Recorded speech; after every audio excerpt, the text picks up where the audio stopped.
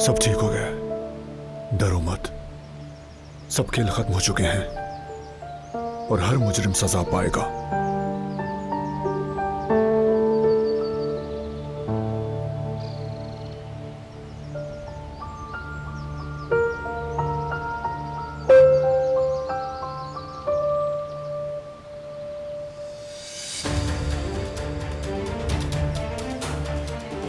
ठीक है,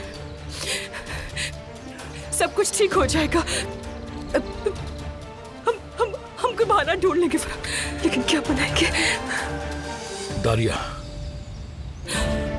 तुम बीमार हो गए थे, अपने होश में नहीं थे, यही कहेंगे हम लोग उनसे। दारिया।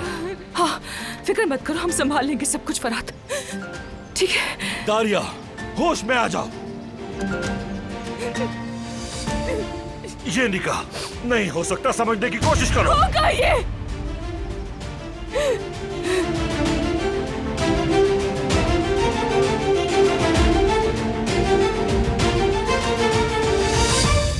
बस ये नहीं हो सकता, समझ गए तुम?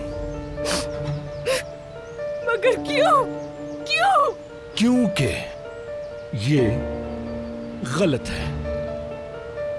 तुम जानती हो अच्छी तरह, मुझे कोई दिलचस्पी नहीं है तुम में। तुमने ये मेरे साथ क्यों किया?